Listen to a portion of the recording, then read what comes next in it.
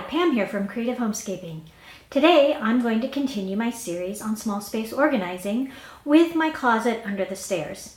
It serves as both a utility closet for us as well as a coat closet and storage closet.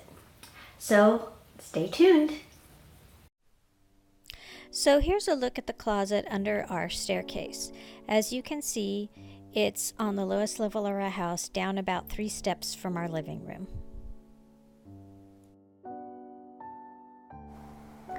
This closet used to have a rod going across side to side, as well as a shelf that was about 5 feet from the ground.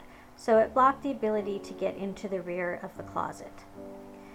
So we took out the shelf and the rod, redid the light, and installed a new storage system. We put this rack in to hold our cathedral ceiling duster, fan duster, microfiber duster. I have the steam mop leaning up against the wall. And then I created an L shape with the shelving and the hanging rack. We still wanted to have hanging space because it's a combination utility and coat closet, but instead of going from side to side, we made the rack go front to back. And then we had a storage shelf on top where we keep our dust cloths, steam mop, pads, and vacuum bags.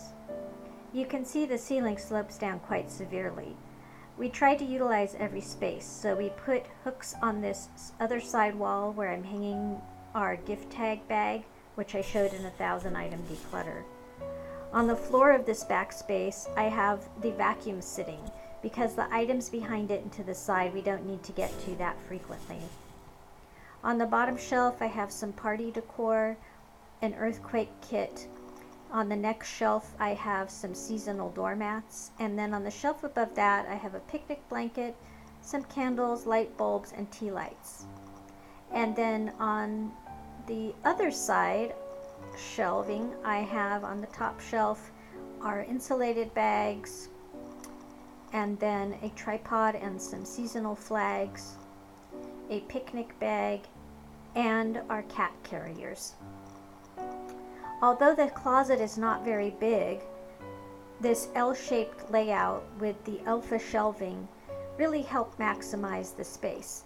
And it's flexible because you can move the shelves around so that if we ever want to change the arrangement of the shelves, we can do so easily.